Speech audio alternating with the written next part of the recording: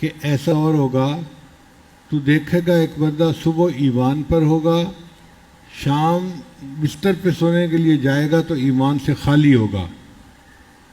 تو یہ کیسے ہو سکے گا؟ دوستی کی وجہ سے۔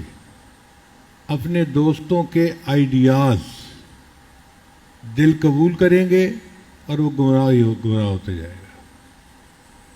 اور واقعی ہم نے زندگی میں اس کا تجربہ کیا ہے، ایک فکرہ ہی کافی ہوتا ہے۔ ایک شہر میں ایک صاحب تھے، چیف انجینئر تھے، ان کی ریٹائرمنٹ ہو گئی۔ میرا آنا جانا تھا تو ان کے ہاں ان سے ملاقات ہو جاتی تھی۔ ایک محفل میں ان کے دل پر کچھ اثر ہوا اور وہ بیعت ہو گئے۔ اب جب وہ بیعت ہوئے تو میں نے انہیں ذرا قریب کیا، انہوں نے نمازیں شروع کر دی۔ ایک دن میں نے ان سے پوچھا، آپ نے حج کی ہوئی ہے؟ کہا نہیں۔ میں نے کہا آپ کے اوپر تو فرض ہے، آپ کے بینک میں لاکھ روپیہ ہے، ریٹائرمنٹ کے پیسے بھی ہیں، تو آپ کے اوپر تو حج فرض ہے، آپ کو کرنا چاہیے۔ انہوں نے درخواست دے دی۔ اللہ کی شان دیکھیں کہ درخواست منظور ہو گئی۔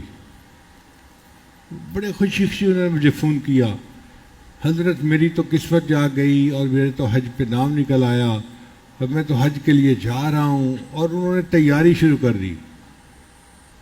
اللہ کی شان دیکھیں کہ جس دن ان کی روانگی تھی جانے کے لیے، پرواز تھی جہاز سے، اس سے ایک دن پہلے ان کا بڑا بھائی ان کو ملنے آ گیا، اور بڑے بھائی سے اس کی 1 منٹ کی ملاقات ہوئی، کھڑے کھڑے۔ بڑے بھائی نے زہریلا فکرہ بولا، دیکھ تو پیر صاحب کے کہنے پہ حج تو جا تو رہا ہے، تو ہارٹ کا بھی مریض ہے، ایسا نہ ہو کسی کنارے کے اوپر پڑا ہوا ہو اور تجھے پہچاننے والا بھی کوئی نہ ہو۔ اس کے دل میں ڈر بیٹھ گیا کہ مجھے تو ہارٹ اٹیک ہو جائے گا۔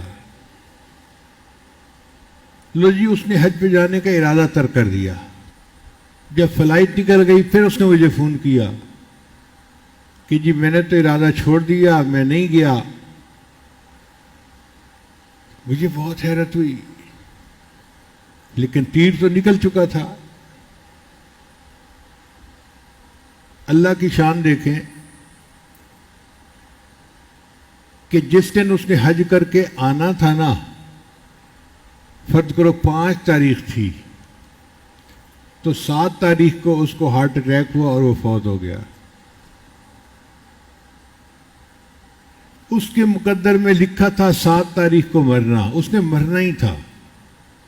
حج کر کے آتا تو گناہوں سے پاک ہو کے مرتا، سیدھا جنت جاتا۔ بھائی کے ایک فکرے سے اس نے حج کا ارادہ ترک کر دیا، ایک تو فرض بھی پورا نہ ہوا، اور دوسرا موت اسی دن آئی جس دن آنی تھی، وہ تو آگے پیچھے نہیں ہو سکتی۔ آپ دیکھو 1 منٹ کی ملاقات نے اس کا کتنا بڑا نقصان کر دیا۔ تو صحبت اپنا اثر دکھا جاتی ہے۔